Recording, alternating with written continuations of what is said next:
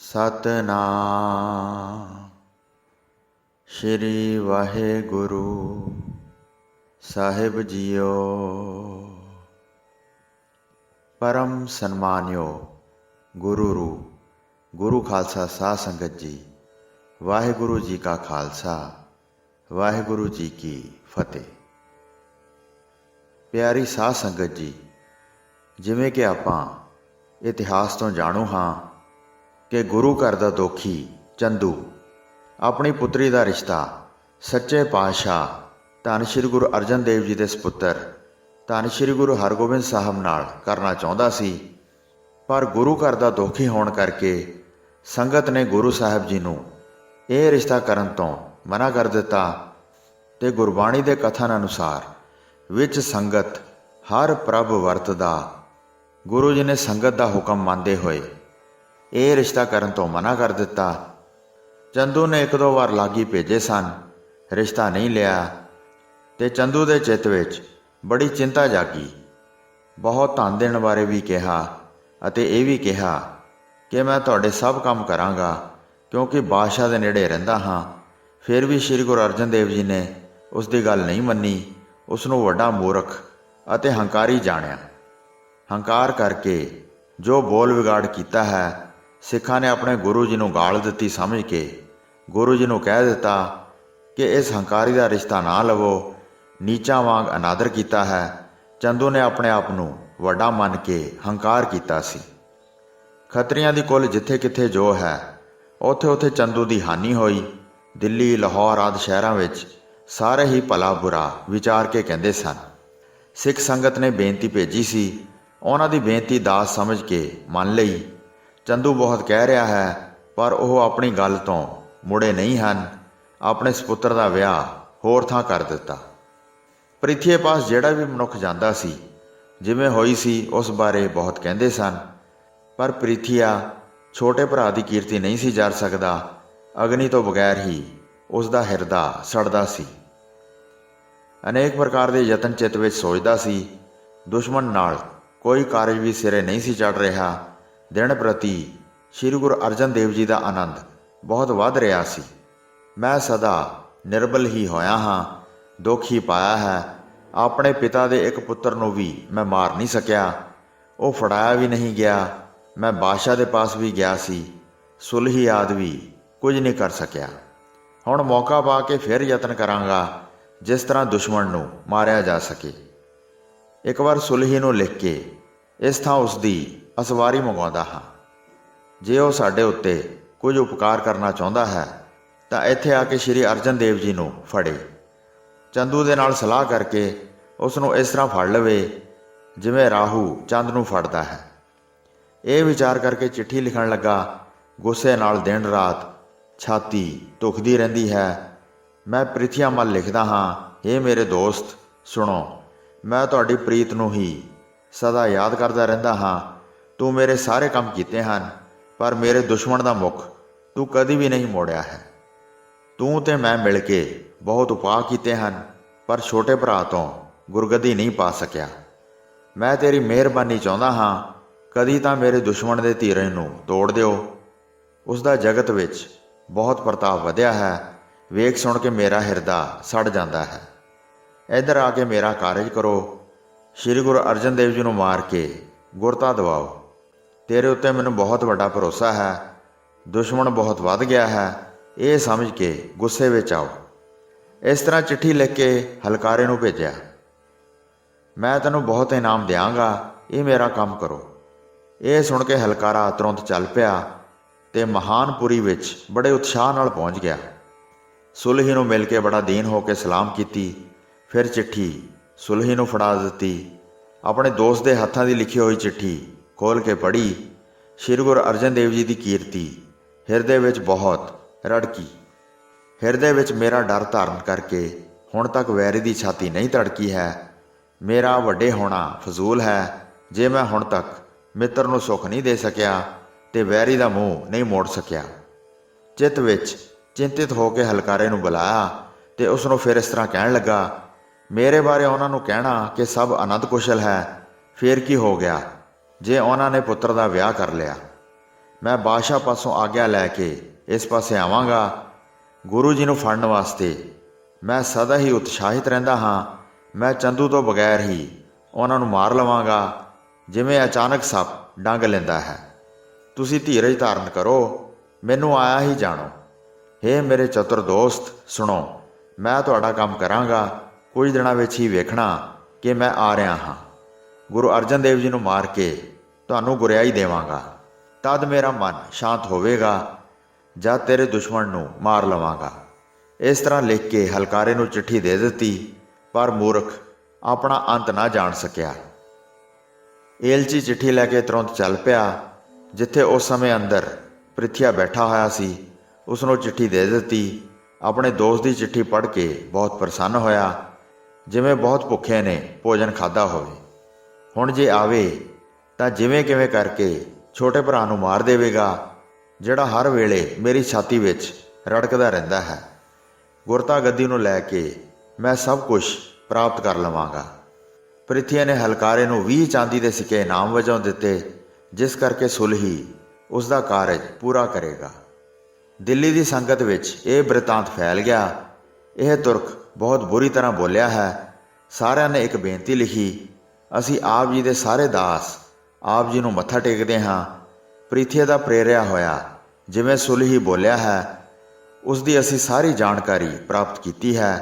कुछ दिनों विच आप जी के देश विच आवेगा ते आग्या दे के आप नूं फड़ा देवेगा। जिस तरह भी हो सके आप जी यतन करो, जां नगर नूं छड्ड के जंगल विच जा बसो, जां वड्डे भरा नाल जा मिलो। जो असी लिखिया है इस विच कोई शंका नहीं है। जहांगीर पास बहाना बनाउंदा है ते तुहाडे प्राणां दा नाश करना चाहुंदा है। इस तरह संगत ने चिट्ठी लिख के भेजी। जद गुरु जी के पास पहुंची तां उन्हां ने खोल के पढ़ी। उस समय कई मसंद गुरु जी के पास बैठे सन।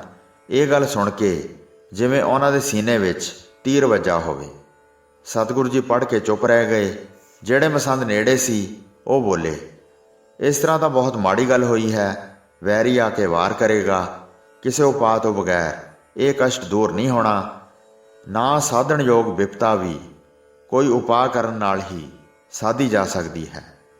चंदू अते सुलही बादशाह के पास रहन करके हंकार नाल बहुत ज़्यादा आफर गए हैं।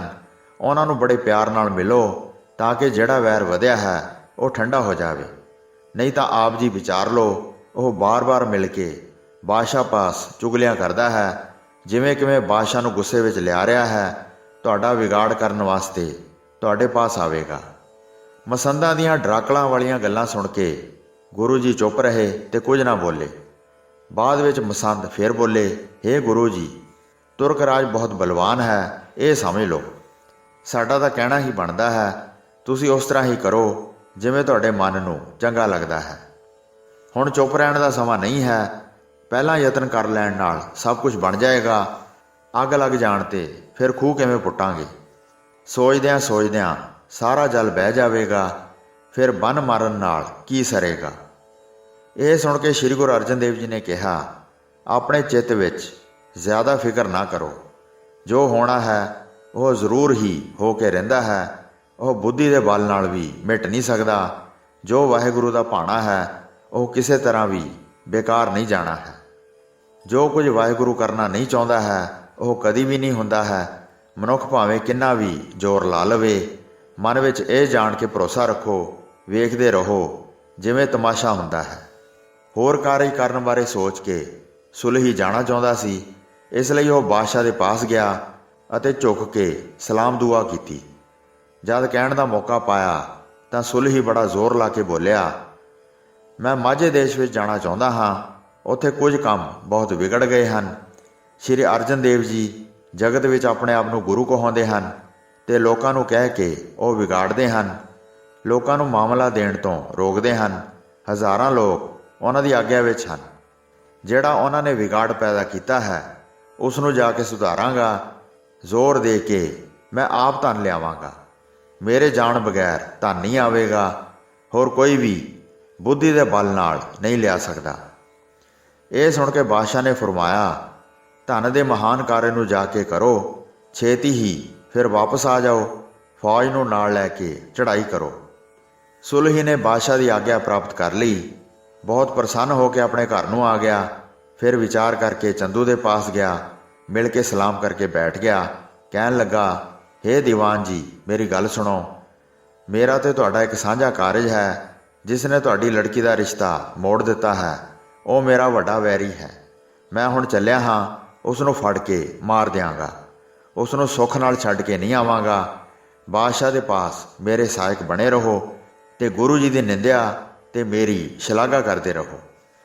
ਤੁਹਾਡੇ ਵੈਰ ਦਾ ਜਦ ਬਦਲਾ ਲੈ ਕੇ ਆਵਾਂਗਾ, ਤਦ ਮੈਂ ਆਪਣਾ ਨਾਂ ਸੁਲਹੀ ਕਹਾਵਾਂਗਾ। ਮਾਝੇ ਦੇਸ਼ ਜਾਣ ਦੀ ਮੇਰੀ ਜ਼ਿੰਮੇਵਾਰੀ ਲੱਗੀ ਹੈ, ਫਿਰ ਮੈਂ ਕਿਉਂ ਤੁਹਾਡਾ ਕੰਮ ਨਹੀਂ ਕਰਾਂਗਾ। ਜਦ ਤੇਰੀ ਲੜਕੀ ਦਾ ਨਾਤਾ ਮੋੜ ਦਿੱਤਾ ਹੈ ਤਾਂ ਮੈਨੂੰ ਬਹੁਤ ਦੁੱਖ ਲੱਗਾ। ਜਾ ਕੇ ਫੜ ਲਵਾਂਗਾ ਜੇ ਉਸ ਸਥਾਨ ਤੋਂ ਨਾ ਭੱਜ ਗਿਆ ਹੋਇਆ। ਇਹ ਸੁਣ ਕੇ ਚੰਦੂ ਬਹੁਤ ਖੁਸ਼ ਹੋਇਆ ਤੇ ਸੁੱਖ ਪ੍ਰਾਪਤ ਕੀਤਾ। ਉਸਨੇ ਸੋਚਿਆ ਕਿ ਕੋਈ ਯਤਨ ਕਰਨ ਤੋਂ ਬਗੈਰ ਹੀ ਦੁਸ਼ਮਣ ਮਰ ਗਿਆ। ਇਹ ਕਹਿ ਕੇ ਬੜੇ ਕੀਮਤੀ ਕੱਪੜੇ ਲਏ ਤੇ ਬੜੇ ਪ੍ਰਸੰਨ ਹੋ ਕੇ ਸੁਲਹੀ ਨੂੰ ਦਿੱਤੇ। ਫਿਰ ਉਸ ਨੂੰ ਧੀਰਜ ਦੇ ਕੇ ਵਿਦਾ ਕੀਤਾ। ਸੁਲਹੀ ਨੇ ਆਪਣੀ ਸੈਨਾ ਲੈ ਕੇ ਚੜ੍ਹਾਈ ਕਰ ਦਿੱਤੀ। ਹਲਕਾਰਾ ਬੜੀ ਤੇਜ਼ ਰਫ਼ਤਾਰ ਨਾਲ ਆਇਆ ਤੇ ਸਤਿਗੁਰੂ ਜੀ ਦੇ ਪਾਸ ਪਹੁੰਚ ਕੇ ਉਹਨਾਂ ਨੂੰ ਸਭ ਕੁਝ ਸੁਣਾਇਆ। ਗੁਰੂ ਜੀ ਨੇ ਉਸ ਦੇ ਹੱਥ ਵਿੱਚੋਂ ਚਿੱਠੀ ਲੈ ਕੇ ਪੜ੍ਹੀ। ਆਪ ਜੀ ਦੀ ਦਾਸ ਸਾਰੀ ਸਿੱਖ ਸੰਗਤ ਲਿਖਦੀ ਹੈ, ਹੁਣ ਸੁਲਹੀ ਚੱਲ ਪਿਆ ਹੈ। ਉਹ ਤੁਹਾਡੇ ਵੱਲ ਬੜੇ ਗੁੱਸੇ ਨਾਲ ਆ ਰਿਹਾ ਹੈ। ਹੇ ਪ੍ਰਭੂ ਜੀ, ਤੁਸੀਂ ਹਰ ਤਰ੍ਹਾਂ ਸਮਰੱਥ ਹੋ। ਸਾਡੀ ਤਾਂ ਇਹ ਕੁਝ ਵੇਖ ਕੇ ਛਾਤੀ ਧੜਕਦੀ ਹੈ। ਇਹ ਦੁਸ਼ਟ ਬਾਦਸ਼ਾਹ ਦਾ ਨਜ਼ਦੀਕੀ ਹੈ, ਕਿਤੇ ਗੁਰੂ ਜੀ ਨਾਲ ਕੋਈ ਬੁਰਾ ਵਰਤਾਓ ਨਾ ਕਰੇ। ਸਾਡੇ ਵਿੱਚ ਤਾਂ ਇੰਨੀ ਹੀ ਸਮਰੱਥਾ ਹੈ ਕਿ ਆਪ ਜੀ ਨੂੰ ਸੁਚੇਤ ਕਰੀਏ। ਇਸ ਲਈ ਤੁਰੰਤ ਏਲਚੀ ਦੇ ਹੱਥ ਬੇਨਤੀ ਪੱਤਰ ਭੇਜਿਆ ਹੈ। ਸ਼੍ਰੀ ਗੁਰੂ ਅਰਜਨ ਦੇਵ ਜੀ ਬੇਨਤੀ ਪੱਤਰ ਪੜ੍ਹ ਕੇ ਚੁੱਪ ਰਹੇ। ਕੁਝ ਸਿੱਖ ਅਤੇ ਮਸੰਦ ਪਾਸ ਬੈਠੇ ਸਨ। ਸਾਰਿਆਂ ਨੇ ਬੜਾ ਫਿਕਰ ਕੀਤਾ, ਪਰ ਗੁਰੂ ਜੀ ਦੇ ਬਿਰਤਾਂਤ ਨੂੰ ਉਹ ਸਮਝਦੇ ਨਹੀਂ ਸਨ। ਫਿਰ ਸਾਰਿਆਂ ਨੇ ਜ਼ੋਰ ਦੇ ਕੇ ਕਿਹਾ, ਹੇ ਪ੍ਰਭੂ ਜੀ, ਹੁਣ ਕਿਹੜੇ ਯਤਨ ਬਾਰੇ ਸੋਚਿਆ ਹੈ, ਜਿਸ ਕਰਕੇ ਸ਼ਾਂਤ ਚਿੱਤ ਬੈਠੇ ਹੋ, ਜਦ ਕਿ ਮਹਾਨ ਦੁਸ਼ਮਣ ਚੱਲਿਆ ਆ ਰਿਹਾ ਹੈ। ਅਸੀਂ ਧੀਰਜ ਖੋ ਬੈਠੇ ਹਾਂ। ਉਹ ਤੁਹਾਡੇ ਪਾਸ ਆ ਕੇ ਕੀ ਕਰੇਗਾ। ਸੈਨਾ ਦੇ ਅੱਗੇ ਕੋਈ ਜ਼ੋਰ ਨਹੀਂ ਚੱਲਦਾ ਜਿਸ ਦੇ ਸਾਹਮਣੇ ਜ਼ੋਰ ਨਾਲ ਸਾਹਮਣਾ ਕਰ ਸਕੀਏ। ਤੁਹਾਡੇ ਵੱਡੇ ਭਰਾ ਦਾ ਜਿਹੜਾ ਮਿੱਤਰ ਹੈ, ਉਹ ਕੁਝ ਵੀ ਚੰਗਾ ਮਾੜਾ ਨਹੀਂ ਵੇਖਦਾ। ਪਿਛਲੀ ਵਾਰ ਵੀ ਬੜੇ ਗੁੱਸੇ ਨਾਲ ਆਇਆ ਸੀ, ਜਿਵੇਂ ਤਿਵੇਂ ਕਰਕੇ ਮਸਾਂ ਹੀ ਵਾਪਸ ਮੋੜਿਆ ਸੀ। ਤੁਸੀਂ ਚੁੱਪ ਕਿਉਂ ਧਾਰਨ ਕੀਤੀ ਹੋਈ ਹੈ? ਜਿਵੇਂ ਅਸੀਂ ਕਰੀਏ ਉਸ ਬਾਰੇ ਸਾਨੂੰ ਸਮਝਾਓ। ਤੁਹਾਡਾ ਨੁਕਸਾਨ ਕਰਨ ਵਾਸਤੇ ਵੈਰੀ ਤੁਹਾਡੇ ਪਾਸ ਆ ਰਿਹਾ ਹੈ। ਤੁਸੀਂ ਉਸ ਤੋਂ ਬਚਾਅ ਕਰਨ ਦਾ ਕੋਈ ਉਪਾਅ ਨਹੀਂ ਬਣਾ ਰਹੇ। ਹੇ ਸਤਿਗੁਰੂ ਜੀ, ਜਾਂ ਤਾਂ ਉਸ ਨਾਲ ਮੇਲ ਮਿਲਾਪ ਕਰ ਲਓ, ਜਾਂ ਇਹ ਥਾਂ ਛੱਡ ਕੇ ਕਿਸੇ ਹੋਰ ਥਾਂ ਚਲੇ ਜਾਓ। ਬਾਰ-ਬਾਰ ਸਿੱਖ ਸੰਗਤਾਂ ਦੀਆਂ ਬੇਨਤੀਆਂ ਤੇ ਗੁਰੂ ਜੀ ਨੇ ਕਿਰਪਾ ਧਾਰ ਕੇ ਸੰਗਤ ਨੂੰ ਕਿਹਾ, ਨਿਸ਼ਚਾ ਕਰੋ, ਕਿਉਂ ਤੁਸੀਂ ਡੋਲ ਗਏ ਹੋ। ਸਤਿਗੁਰੂ ਸਾਡੇ ਸਹਾਇਕ ਬਣਨਗੇ। ਉਹਨਾਂ ਦੁਸ਼ਟਾਂ ਉੱਤੇ ਭਾਰੀ ਵਿਪਤਾ ਆ ਪਵੇਗੀ। ਉਸ ਦਾ ਸਾਡੇ ਤੱਕ ਆਉਣਾ ਹੀ ਨਹੀਂ ਹੋਵੇਗਾ। ਦੁਸ਼ਟ ਦਾ ਰਾਹ ਵਿੱਚ ਹੀ ਨਿਬੇੜਾ ਹੋ ਜਾਏਗਾ।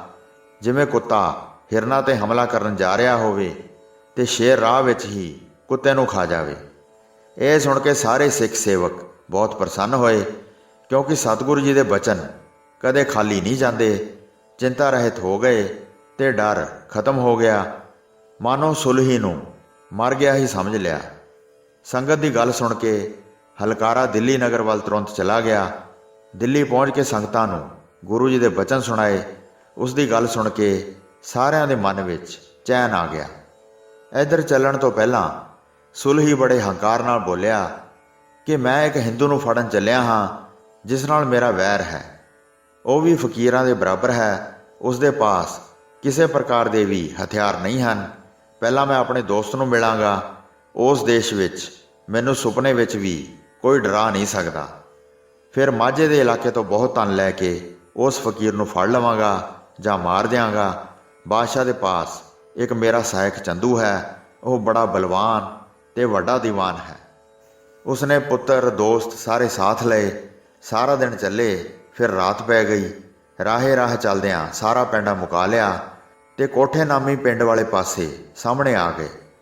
ਇੱਕ ਮੰਜ਼ਲ ਪਹਿਲਾਂ ਹੀ ਉਸਨੇ ਇੱਕ ਬੰਦੇ ਨੂੰ ਭੇਜਿਆ ਸੀ ਕਿ ਉਹ ਜਾ ਕੇ ਪ੍ਰਿਥੀਆ ਨੂੰ ਖਬਰ ਦੇਵੇ, ਤੁਹਾਡਾ ਸੁਲਹੀ ਦੋਸਤ ਚੱਲ ਕੇ ਆ ਗਿਆ ਹੈ, ਤੁਹਾਨੂੰ ਮਿਲਣ ਵਾਸਤੇ ਦਿਲ ਬੜਾ ਲਲਚਾਇਆ ਹੈ।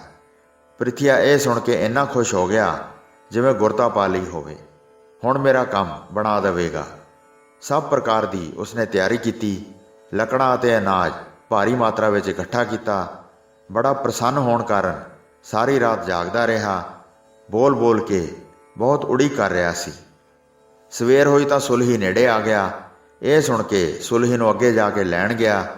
ਕਈ ਹੋਰ ਮਨੁੱਖਾਂ ਨੂੰ ਵੀ ਨਾਲ ਲਿਆ ਤੇ ਸੁਲਹੀ ਨੂੰ ਬੜਾ ਉਤਸ਼ਾਹ ਧਾਰ ਕੇ ਮਿਲਿਆ। ਦੋਵੇਂ ਘੋੜਿਆਂ ਤੋਂ ਉਤਰ ਕੇ ਇੱਕ ਦੂਸਰੇ ਨੂੰ ਗਲੇ ਮਿਲੇ। ਇੱਕ ਦੂਸਰੇ ਦੀ ਸੁੱਖ ਸ਼ਾਂਤ ਪੁੱਛ ਕੇ ਬਹੁਤ ਪ੍ਰਸੰਨ ਹੋਏ। ਪ੍ਰਭੂ ਤੁਹਾਡਾ ਸਦਾ ਸਹਾਈ ਹੋਵੇ ਤੇ ਤੁਹਾਡੇ ਅੰਗ ਸੰਗ ਰਹੇ।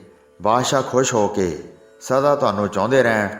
ਫਿਰ ਸੁਲਹੀ ਨੇ ਕਿਹਾ, ਤੁਹਾਡੀ ਵੱਡੀ ਕਿਰਪਾ ਹੈ। ਮੇਰੀਆਂ ਸਾਰੀਆਂ ਅਭਿਲਾਸ਼ਾਵਾਂ ਪੂਰੀਆਂ ਹੁੰਦੀਆਂ ਹਨ। ਤੇਰੇ ਕੰਮ ਹਰ ਵੇਲੇ ਮੇਰੇ ਹਿਰਦੇ ਵਿੱਚ ਵਸਦੇ ਹਨ। ਹੁਣ ਸਾਰੇ ਪੂਰੇ ਕਰਾਂਗਾ ਜਿਵੇਂ ਵੀ ਚਾਹੁੰਦੇ ਹੋ। ਪਿੱਛੇ ਕੋਈ ਝਗੜਾ ਛੱਡ ਨਾ ਜਾਵਾਂ। ਮੈਂ ਹੁਣ ਤੁਹਾਨੂੰ ਗੁਰੂ ਬਣਾਉਣ ਆਇਆ ਹਾਂ। ਸੁਲਹੀ ਨੇ ਕੋਠੇ ਪਿੰਡ ਦੇ ਬਾਹਰ-ਬਾਹਰ ਉਤਾਰਾ ਕਰ ਲਿਆ। ਸੈਨਾ ਵੀ ਨਾਲ ਹੀ ਸੀ। ਪ੍ਰਿਥੀ ਨੇ ਸਭ ਪ੍ਰਕਾਰ ਦੀ ਸੇਵਾ ਕੀਤੀ ਤੇ ਬੜਾ ਉਤਸ਼ਾਹ ਧਾਰਨ ਕੀਤਾ। ਸਲਾਹ ਕਰਨ ਵਾਸਤੇ ਦੋਵੇਂ ਇਕੱਠੇ ਹੋ ਕੇ ਬੈਠ ਗਏ। ਪ੍ਰਿਥੀ ਨੇ ਕਿਹਾ, ਹੁਣ ਕਿਸ ਤਰ੍ਹਾਂ ਕਰ ਰਹੇ ਹੋ? ਮੇਰਾ ਦੁਸ਼ਮਣ ਦਿਨ ਬ ਦਿਨ ਅਮੀਰ ਹੁੰਦਾ ਜਾਂਦਾ ਹੈ। ਉਸਨੇ ਆਪਣੇ ਪੁੱਤਰ ਦਾ ਵਿਆਹ ਰਚਾ ਕੇ ਬਹੁਤ ਧਨ ਖਰਚਿਆ ਹੈ। ਬਾਦਸ਼ਾਹ ਦਾ ਡਰ ਵੀ ਨਹੀਂ ਮੰਨਿਆ। ਹਾਕਮਾਂ ਨੂੰ ਕੁਝ ਨਹੀਂ ਜਾਣਿਆ। ਬਾਦਸ਼ਾਹ ਦੇ ਵਜ਼ੀਰ ਦੀ ਪੁੱਤਰੀ ਦਾ ਰਿਸ਼ਤਾ ਕੁੱਤਾ ਕਹਿ ਕੇ ਮੋੜ ਦਿੱਤਾ ਹੈ। ਇਸ ਲਈ ਇਹ ਅਚਰਜ ਗੱਲਾਂ ਹੋਈਆਂ ਵੇਖੀਆਂ ਹਨ। ਸਾਰਿਆਂ ਨਾਲੋਂ ਜ਼ਿਆਦਾ ਹੰਕਾਰ ਕਰਦਾ ਹੈ। ਹੁਣ ਤੱਕ ਵਾਲ ਵਿੰਗਾ ਵੀ ਨਹੀਂ ਹੋਇਆ ਹੈ। ਉਸ ਦਾ ਹੋਰ ਪ੍ਰਤਾਪ ਵੱਧਦਾ ਜਾਂਦਾ ਹੈ। ਇਹ ਸੁਣ ਕੇ ਸੁਲਹੀ ਨੇ ਧੀਰਜ ਦਿੱਤਾ। ਮੈਂ ਆਉਣ ਲੱਗੇ ਨੇ ਬਾਦਸ਼ਾਹ ਨੂੰ ਕਹਿ ਦਿੱਤਾ ਹੈ। ਫਿਰ ਚੰਦੂ ਨੂੰ ਵੀ ਸਾਰੀ ਗੱਲ ਦੱਸੀ ਹੈ। ਉਹ ਸਦਾ ਬਾਦਸ਼ਾਹ ਦੇ ਨੇੜੇ ਰਹਿੰਦਾ ਹੈ। ਪਹੁੰਚਦਿਆਂ ਹੀ ਸ੍ਰੀ ਗੁਰੂ ਅਰਜਨ ਦੇਵ ਜੀ ਨੂੰ ਫੜ ਲਵਾਂਗਾ ਤੇ ਕੈਦੀ ਬਣਾ ਕੇ ਕਿਸੇ ਕਿਲੇ ਵਿੱਚ ਸੁੱਟ ਦਿਆਂਗਾ। 1-2 ਮਹੀਨੇ ਇਸ ਤਰ੍ਹਾਂ ਰੱਖਾਂਗਾ। ਵੇਖ ਲਵਾਂਗਾ ਕਿ ਲੋਕ ਕੀ ਕਹਿੰਦੇ ਹਨ। ਜਦ ਲੋਕ ਕਹਿਣ ਤੋਂ ਹਟ ਜਾਣਗੇ ਤਾਂ ਰੁੱਖ ਵੇਖ ਕੇ ਬਾਦਸ਼ਾਹ ਪਾਸੋਂ ਵਾਪਸ ਲੈ ਲਵਾਂਗੇ। ਫਿਰ ਉਸ ਨੂੰ ਆਪਣੀ ਕੈਦ ਵਿੱਚ ਰੱਖਾਂਗਾ ਤੇ ਕਿਸੇ ਨੂੰ ਕਹਿ ਕੇ ਮਰਵਾ ਦਿਆਂਗਾ। ਤੁਹਾਨੂੰ ਜਗਤ ਦਾ ਗੁਰੂ ਬਣਾ ਦਿਆਂਗਾ। ਚਾਰੇ ਪਾਸਿਆਂ ਤੋਂ ਬਹੁਤ ਧਨ ਮਿਲੇਗਾ। ਸਾਰੀ ਸੰਗਤ ਤੇਰੇ ਪੈਰਾਂ ਦੀ ਪੂਜਾ ਕਰੇਗੀ। ਪੁੱਤਰ ਸਮੇਤ ਹੋਰ ਕੋਈ ਦੂਸਰਾ ਨਹੀਂ ਰਹਿਣ ਦਿਆਂਗਾ। ਮੈਂ ਤੇਰੀ ਗੱਲ ਚੰਦੂ ਨੂੰ ਨਹੀਂ ਦੱਸੀ ਹੈ।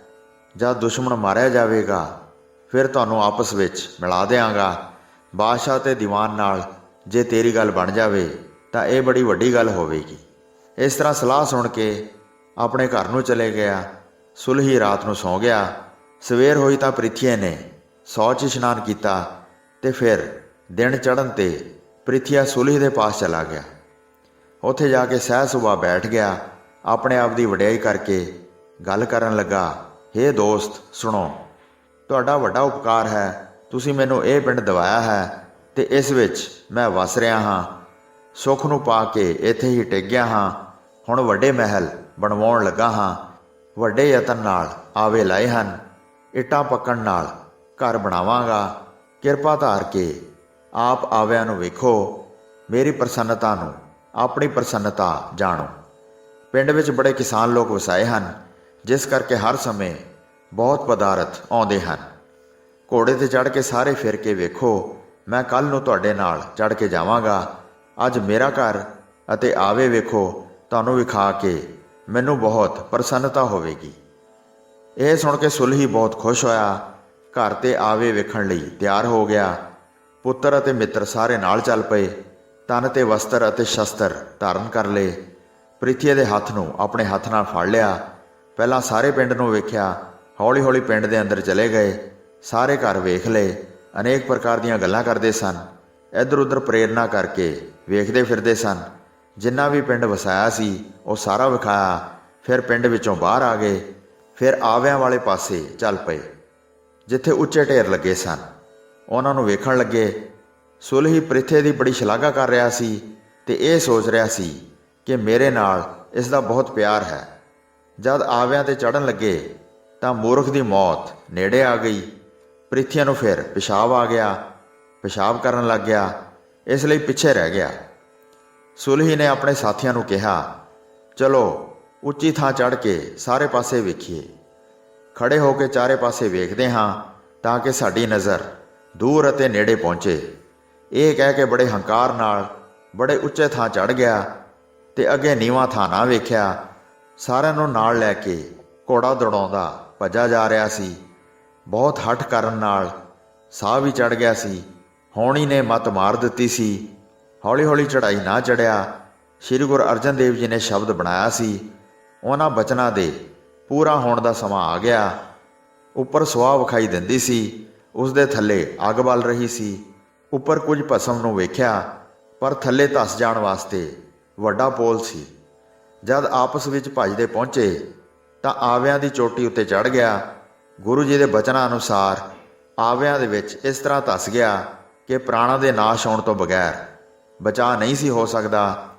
ਭਸਮ ਵਿੱਚ ਧੱਸ ਕੇ ਬੜੇ ਜ਼ੋਰ ਨਾਲ ਉਛਲਿਆ, ਪਰ ਉਸ ਥਾਂ ਵਿੱਚੋਂ ਬਾਹਰ ਨਿਕਲਿਆ ਨਾ ਗਿਆ ਤੇ ਫਿਰ ਉਸੇ ਥਾਂ ਹੀ ਜਾ ਕੇ ਡਿੱਗ ਪਿਆ। ਸਾਥੀ ਫੜਨ ਵਾਸਤੇ ਬਹੁਤ ਵਿਆਕੁਲ ਹੋਏ। ਸੁਲਹੀ ਹਾਏ ਹਾਏ ਕਰਕੇ ਬਹੁਤ ਤੜਫਿਆ। ਉਛਲ ਕੇ ਫਿਰ ਉਸੇ ਜਗ੍ਹਾ ਵਿੱਚ ਪੈ ਜਾਂਦਾ ਸੀ। ਮੂਰਖ ਦੇ ਹੱਥ ਵਿੱਚ ਗੰਡਾਸਾ ਸੀ। ਉਹ ਗੰਡਾਸਾ ਉੱਪਰ ਉਛਲ ਕੇ ਉਸ ਦੇ ਉੱਤੇ ਹੀ ਆ ਡਿੱਗਾ। ਗੰਡਾਸੇ ਦੀ ਧਾਰ ਉਸ ਦੀ ਧੌਣ ਦੇ ਉੱਤੇ ਆ ਕੇ ਡਿੱਗੀ। ਤੁਰੰਤ ਧੜ ਨਾਲੋਂ ਸਿਰ ਕੱਟ ਦਿੱਤਾ। ਅੱਗ ਦੇ ਨਾਲ ਸਰੀਰ ਪੁੜਥਾ ਹੋ ਗਿਆ। ਕਿਸੇ ਪਾਸੋਂ ਵੀ ਬਾਹਰ ਨਾ ਕੱਢਿਆ ਗਿਆ। ਮਨੁੱਖ ਬਹੁਤ ਉਤਾਵਲੇ ਸਨ, ਪਰ ਉਹਨਾਂ ਦਾ ਕੁਝ ਵੀ ਵਸ ਨਹੀਂ ਸੀ ਚੱਲਦਾ। ਨੇੜੇ ਨਹੀਂ ਸੀ ਜਾਂਦੇ, ਇੱਧਰ ਉੱਧਰ ਭੱਜੇ ਫਿਰਦੇ ਸਨ। ਕਿਸੇ ਪਾਸੋਂ ਵੀ ਬਾਹਰ ਕੱਢਣ ਵਾਸਤੇ ਪਹੁੰਚਿਆ ਨਾ ਗਿਆ। ਦੂਰ ਪਿੱਛੇ ਹਟ ਕੇ ਆ ਗਏ, ਕੋਈ ਵੀ ਚਾਰਾ ਨਾ ਚੱਲਿਆ। ਆਪਣੇ ਸਰੀਰ ਨੂੰ ਸੜਨ ਤੋਂ ਬਚਾਉਂਦੇ ਸਨ। ਜਿਹੜਾ ਸੜ ਗਿਆ ਸੀ ਉਸ ਨੂੰ ਕਿਸੇ ਨੇ ਨਾ ਕੱਢਿਆ। ਉੱਚੀ ਉੱਚੀ ਰੋ ਕੇ ਪੁਕਾਰਦੇ ਸਨ, ਓਏ ਸਾਡਾ ਸਰਦਾਰ ਸੜ ਕੇ ਮਰ ਗਿਆ ਹੈ। ਇਹ ਸੁਣ ਕੇ ਪ੍ਰਿਥੀਆ ਦੌੜ ਕੇ ਚੜ੍ਹ ਗਿਆ ਤੇ ਪੁੜਥਾ ਹੋਏ ਸੁਲਹੀ ਨੂੰ ਵੇਖਿਆ। ਬੜਾ ਯਤਨ ਕਰਕੇ ਫਿਰ ਕੱਢਿਆ। ਸਰੀਰ ਦੀ ਚਿੱਟੀ ਚਰਬੀ ਨਜ਼ਰ ਆ ਗਈ ਸੀ। ਹਾਏ ਹਾਏ ਕਹਿ ਕੇ ਪ੍ਰਿਥੀਆ ਰੋਇਆ ਤੇ ਕਹਿਣ ਲੱਗਾ, ਅਚਾਨਕ ਕੀ ਕਾਰਨ ਹੋਇਆ ਹੈ? ਮਿਹਰਬਾਨ ਦੇ ਸਮੇਤ ਪੁਕਾਰਦਾ ਸੀ ਅਤੇ ਅੱਖਾਂ ਵਿੱਚ ਬੜਾ ਪਾਣੀ ਵਹਾ ਰਿਹਾ ਸੀ। ਸੁਲਹੀਏ ਦੇ ਸਾਥੀ ਕਹਿ ਰਹੇ ਸਨ, ਅਨਿਆਈ ਮੌਤੇ ਮਰਿਆ ਹੈ। ਯਾ ਖੁਦਾ, ਇਸ ਨੂੰ ਦੋਜ਼ਖ ਪ੍ਰਾਪਤ ਹੋਵੇਗਾ। ਤੁਰਕਾਂ ਦਾ ਈਮਾਨ ਧਰਮ ਹੈ ਕਿ ਮੁਰਦੇ ਨੂੰ ਦਫਨ ਕੀਤਾ ਜਾਵੇ। ਇਹ ਸੜ ਕੇ ਮਰਿਆ ਹੈ, ਇਸ ਲਈ ਦੋਜ਼ਖ ਵਿੱਚ ਬਹੁਤ ਦੁੱਖ ਪਾਵੇਗਾ। ਫਿਰ ਉਸ ਉੱਤੇ ਦੁਸ਼ਾਲਾ ਪਾ ਦਿੱਤਾ ਤੇ ਮੰਜੀ ਉੱਤੇ ਪਾ ਕੇ ਬਾਹਰ ਕੱਢਿਆ। ਫਿਰ ਕਬਰ ਪੁੱਟ ਕੇ ਉਸ ਵਿੱਚ ਦਫਨਾ ਦਿੱਤਾ। ਸਾਰਿਆਂ ਵਿੱਚ ਬੜਾ ਦੁੱਖ ਉਤਪੰਨ ਹੋਇਆ। ਜਿਵੇਂ ਪੁੱਤਰ, ਭਰਾ, ਹਿਤਕਾਰੀ ਆਦਿ ਮਰਨ ਉੱਤੇ ਬਹੁਤ ਭਾਰੀ ਦੁੱਖ ਹੁੰਦਾ ਹੈ, ਅਜਿਹਾ ਦੁੱਖ ਪ੍ਰਿਥੀਆ ਨੇ ਪਾਇਆ। ਮਨ ਵਿੱਚ ਸੋਚਦਾ ਸੀ ਕਿ ਮੈਨੂੰ ਇਹ ਕੀ ਕਲੰਕ ਲੱਗਾ ਹੈ। ਪ੍ਰਿਥੀਆ ਭਾਰੀ ਦੁਖੀ ਹੋਇਆ। ਸ਼੍ਰੀ ਗੁਰੂ ਅਰਜਨ ਦੇਵ ਜੀ ਦੇ ਬਚਨਾਂ ਨੇ ਸੁਲਹੀ ਦੇ ਸਰੀਰ ਨੂੰ ਸਾੜ ਦਿੱਤਾ। ਜਿਹੜਾ ਗੁਰੂ ਜੀ ਦਾ ਦੁਖੀ ਹੋਵੇ ਉਹ ਕਿਵੇਂ ਬਚ ਸਕਦਾ ਹੈ? ਧੁਰ ਦੇ ਮਾਰੇ ਹੋਏ ਨੂੰ ਕੌਣ ਬਚਾ ਸਕਦਾ ਹੈ? ਗੁਰੂ ਜੀ ਨੇ ਸ਼ਬਦ ਬਣਾ ਕੇ ਵਾਹਿਗੁਰੂ ਦਾ ਧੰਨਵਾਦ ਕੀਤਾ ਹੈ। ਉਹ ਪਾਵਨ ਸ਼ਬਦ ਇਸ ਪ੍ਰਕਾਰ ਹੈ, ਬਿਲਾਵਲ ਮਹੱਲਾ ਪੰਜਵਾਂ। ਸੁਲਹੀ ਤੇ ਨਾਰਾਇਣ ਰਾਖ, ਸੁਲਹੀ ਕਾ ਹਾਥ ਕਹੀਂ ਨਾ ਪਹੁੰਚੈ। ਸੁਲਹੀ ਹੋਏ ਮੂਆ ਨਾ ਪਾਕ, ਕਾਟ ਕੁਠਾਰ ਖਸਮ ਸਿਰ ਕਾਟਿਆ। ਖਿਨ ਮੈਂ ਹੋਏ ਗਿਆ ਹੈ ਖਾਕ, ਮੰਦਾ ਚਿਤਵਤ ਪਚਿਆ। ਜਿਨ ਰਚਿਆ ਤਿਨ ਦੀਨਾ ਧਾਕ, ਪੁੱਤਰ ਮੀਤ ਧਨ ਕਿਛੂ ਨਾ ਰਹਿਓ। ਸੋ ਛੋੜ ਗਿਆ ਸਭ ਭਾਈ ਸਾਖ, ਕਹੋ ਨਾਨਕ ਤਿਸ ਪ੍ਰਭ ਬਲਿਹਾਰੀ। ਜਿਨ ਜਨ ਕਾ ਕੀਨੋ ਪੂਰਨ ਵਾਕ। ਵਾਹਿਗੁਰੂ ਨੇ ਮੈਨੂੰ ਸੁਲਹੀ ਤੋਂ ਬਚਾ ਲਿਆ ਹੈ। ਸੁਲਹੀ ਆਪਣੇ ਮਨੋਰਥ ਵਿੱਚ ਸਫਲ ਨਾ ਹੋਇਆ ਤੇ ਨਾਪਾਕ ਮੌਤੇ ਮਰ ਗਿਆ। ਮਾਲਕ ਨੇ ਕੁਹਾੜਾ ਚੁੱਕ ਕੇ ਉਸ ਦਾ ਸਿਰ ਵੱਢ ਦਿੱਤਾ ਤੇ ਖਿਣ ਵਿੱਚ ਉਹ ਮਿੱਟੀ ਹੋ ਗਿਆ। ਬੁਰਾ ਸੋਚਦਾ ਅਤੇ ਬੁਰਾ ਵਿਚਾਰਦਾ ਹੋਇਆ ਉਹ ਨਾਸ ਹੋ ਗਿਆ। ਜਿਸ ਨੇ ਉਸ ਨੂੰ ਪੈਦਾ ਕੀਤਾ ਸੀ ਉਸ ਨੇ ਹੀ ਉਸ ਨੂੰ ਧੱਕਾ ਦਿੱਤਾ ਹੈ। ਉਸ ਦੇ ਪੁੱਤਰ, ਮਿੱਤਰ ਅਤੇ ਧਨ ਵਿੱਚੋਂ ਕੁਝ ਵੀ ਨਹੀਂ ਰਿਹਾ। ਆਪਣੇ ਸਾਰੇ ਭਰਾਵਾਂ ਅਤੇ ਸੰਬੰਧੀਆਂ ਨੂੰ ਛੱਡ ਕੇ ਉਹ ਤੁਰਦਾ ਬਣਿਆ ਹੈ। ਹੇ ਨਾਨਕ, ਕਹੋ ਮੈਂ ਉਸ ਵਾਹਿਗੁਰੂ ਤੋਂ ਬਲਿਹਾਰ ਜਾਂਦਾ ਹਾਂ ਜਿਸ ਨੇ ਆਪਣੇ ਸੇਵਕ ਦੇ ਬਚਨ ਨੂੰ ਪੂਰਾ ਕੀਤਾ ਹੈ। ਸ਼੍ਰੀ ਗੁਰੂ ਅਰਜਨ ਦੇਵ ਜੀ ਦਾ ਨਿਤ ਬੁਰਾ ਵਿਚਾਰਦਾ ਸੀ, ਪਰ ਆਪ ਉਸ ਨੂੰ ਮੌਤ ਵੇਖ ਰਹੀ ਸੀ। ਪਰ ਕੁਝ ਵੀ ਵਸ ਨਾ ਚੱਲਿਆ ਤੇ ਮੂਰਖ ਦੋਜ਼ਖ ਵਿੱਚ ਜਾ ਪਿਆ। ਗੁਰੂ ਜੀ ਦੇ ਦੋਖੀ ਦੀ ਸਦਾ ਦੁਰਗਤੀ ਹੀ ਹੁੰਦੀ ਹੈ। ਬੇਸ਼ੱਕ ਉਹ ਹਿੰਦੂ ਹੋਵੇ ਜਾਂ ਮੁਸਲਮਾਨ ਹੋਵੇ। ਇੰਦਰ ਆਦਿ ਦੇਵਤੇ ਵੀ ਗੁਰੂ ਜੀ ਦਾ ਦਵੈਖ ਕਰਕੇ ਸਥਿਰ ਨਹੀਂ ਰਹਿੰਦੇ।